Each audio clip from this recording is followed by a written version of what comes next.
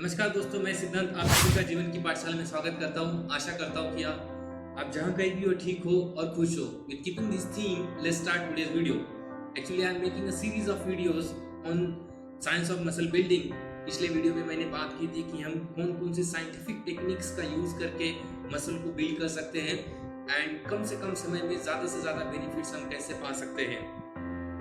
If you haven't been through the previous video, I highly recommend you to go through that one. And उसके बाद अगर आप देखोगे तो आपको ज़्यादा चीज़ें समझ में आएगी। आज मैं डाइट के ऊपर बात करूंगा कि मसल बिल्ड करते वक्त हमें कौन सा डाइट प्लान फॉलो करना चाहिए, क्योंकि 90% रोल जो है हमारे मसल बिल्डिंग में सबसे ज़्यादा रोल जो प्ले करता है, it is nothing but diet and nutrition. And that's why Swami Vivekananda ने कहा था कि eat your food like medicine, otherwise you have to eat medicine like your food. That's why हम क्या खाते हैं, हम क्या पीते हैं, इसका बहुत ज़्यादा इम्पैक्ट होता है हमारे हेल्थ के ऊपर। So let's talk. तो पहली चीज़ जो सबसे ज़्यादा रोल प्ले करती है, आप लोग बहुत कम लोगों को पता है, जो मसल बिल्डिंग में सबसे ज़्यादा रोल प्ले करता है, it is nothing but salt, जिसे नमक बोला जाता है। इनफैक्ट सॉल्ट जो है हमारा ब्रेन के जो फंडामेंटल यूनिट है, जिसे न्यूरॉन्स बोला जाता है, दे communicate with each other with electrical signals. And वो इलेक्ट्रिकल सिग्नल कैरी करने के लिए और कम्युनिकेट करने के लिए न्यूरॉन्स को इलेक्ट्रोलाइट्स की बहुत ज़्यादा ज़रूरत पड़ती है। एंड इलेक्ट्रोलाइट्स में सबसे इम्पोर्टेंट जो चीज़ होती है, that is nothing but sodium, जिसे सॉल्ट बोला जाता है। तो what I do basically, gym को जाने से पहले I take a salt and water so that my body is well hydrated और मेरा माइंड जो है वो proper eye and hand coordination के लिए रेडी हो जाता है। So what you need to do, you need to hydrate yourself. आपको खुद को हाइड्रेटेड रखना है। And when I am saying hydrated, I don't want to imply only drinking water. Hydrate, to be hydrated means water के साथ electrolytes का होना बहुत ज़्यादा ज़रूरी है, तब जाके आपकी बॉडी हाइड्रेटेड रहती है। एंड जब आप एक्सरसाइज करने जाते हो, जब आप वर्कआउट करते हो, जब मसल बिल्ड करते हो, तो सॉल्ट आपके मसल बिल्ड करने में बहुत ज़्यादा इंपॉर्टेंट रोल प्ले करता है। तो व्हाट आई डू, रिसर्च के हिसाब से जब आप वर्कआउट के लिए जाते हो तो पहले वाटर प्लस सॉल्ट का आपको इंटेक करना बहुत ज़्यादा ज़रूरी है। दूसरी चीज़ जो इम्पोर्टेंट है, इट इज़ नथिंग बट, जो हम सब लोगों ने सुना है, that is nothing but proteins.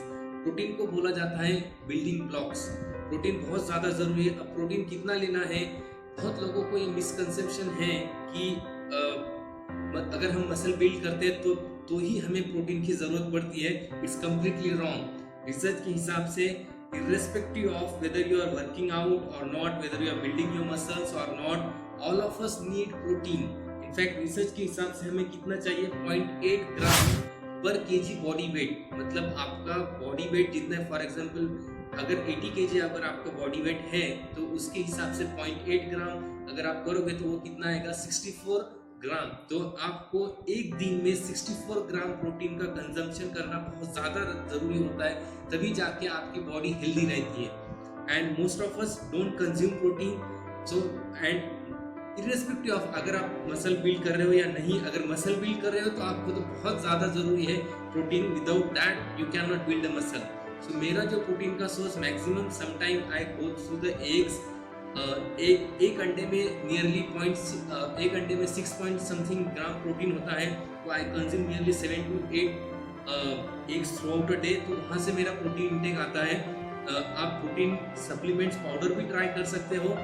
It's completely up to you, आप क्या चूज करते हो। थर्ड चीज जो बहुत ज़्यादा मिसकंसेप्शन वाली है, is nothing but creatine. Creatine का नाम सुन के बहुत लोगों को ऐसा लगता है कि ये कोई ड्रग्स वगैरह है क्या। ऐसा बिल्कुल भी नहीं है।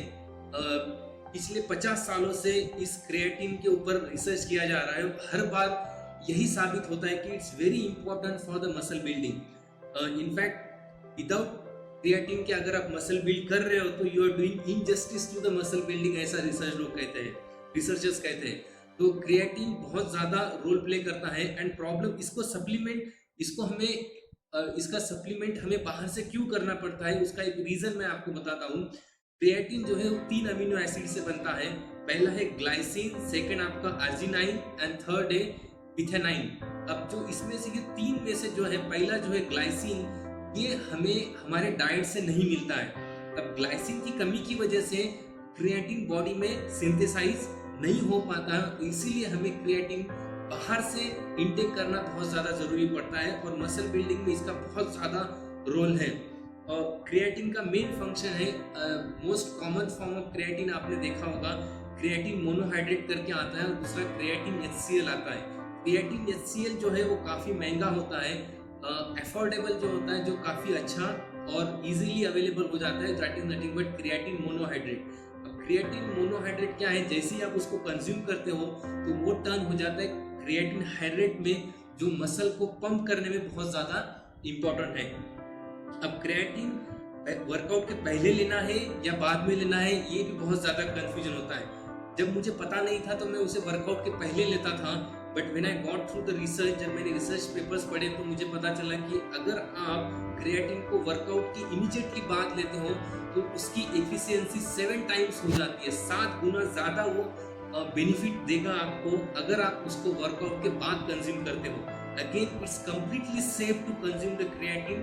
क्रिएटिन सिर्फ मसल बिल्डिंग में ही मदद नहीं करता है, इनफैक्ट क्रिएटिन आपके माइंड को और कॉग्निशन को, मेमोरी को, आपकी थिंकिंग प्रोसेस को, सभी चीज़ों को मदद करता है, सभी चीज़ों को बेहतर बनाने में क्रिएटिन बहुत ज़्यादा रोल प्ले करता है। So there is nothing wrong in consuming the creatine, that's why I am saying it out loud so that all of you can get convinced basically. Or all of us are corrupted with the cell phone. There are plethora of information present on the internet, you can go through that. Creatine is completely safe to take. Next चीज है, अगर creatine अगर आप post workout भी ले रहे हो, effect post workout ही लेना चाहिए, और उसकी इफिशियंसी आप और आगे और भी आप कैसे बढ़ा सकते हो। फॉर एग्जांपल जैसे मैं करता हूँ, क्रिएटिन के साथ अगर आप कार्बोहाइड्रेट्स एंड प्रोटीन को कंज्यूम करते हो तो रिसर्च के हिसाब से उसकी इफिशियंसी 100 गुना ज़्यादा बढ़ जाती है। So what I do basically, अब क्रिएटिन कितना कंज्यूम करना है ये बहुत इंपॉर्टेंट है। ये है 0.1 ग्राम पर केजी बॉडी वेट। आपका बॉडी वेट जितना भी है उसका 0.1 ग्राम। फॉर एग्जाम्पल अगर 80 kg किसी का वेट है तो उसका 0.1 ग्राम करोगे आप इंटू करके तो आपको कितना मिलेगा, 8 ग्राम। तो 8 ग्राम क्रिएटिन कंज्यूम करना जरूरी होता है। तो ऑन एन एवरेज मैं क्या करता हूँ, जैसे ही creatine I come from the gym तो आई कंज्यूम क्रिएटिन, और क्रिएटिन के साथ आपको कार्बोहाइड्रेट लेना है। कार्बोहाइड्रेट आप, you can, all of us are corrupted with the cell phone, you can search for the sources of the carbohydrate, carb जिसे बोलते हैं। तो मैं basically I take a banana is a good source of carbohydrate. तो एक केले में nearly 23 grams of carbohydrate होता है। सो आई कंज्यूम 0.8 ग्राम क्रिएटिन के साथ आपको nearly almost 40 gram of carbohydrate चाहिए। तो आई कंज्यूम 23 ग्राम्स, एक केले में होता है, तो I take 2 bananas, so it's nearly 46 approximate आपको लेना पड़ेगा। So that is 40 grams of carbohydrate, और उसी के साथ आपको लेना है nearly 30 grams of protein. So what I do, I consume nearly 4 to 5 eggs in the morning and rest in the evening. So उसकी वजह से क्या होता है, इसका कॉम्बिनेशन जो है सबसे इफिशिएंट कॉम्बिनेशन है, creatine plus carbs plus protein. ये तीनों चीजें अगर आप मिला के लेते हो तो you will get the maximum benefits. और क्रिएटिन की काम करने की इफिशियंसी जो है वो ऑलमोस्ट 100 गुना बढ़ जाती है। I hope you are understanding what I M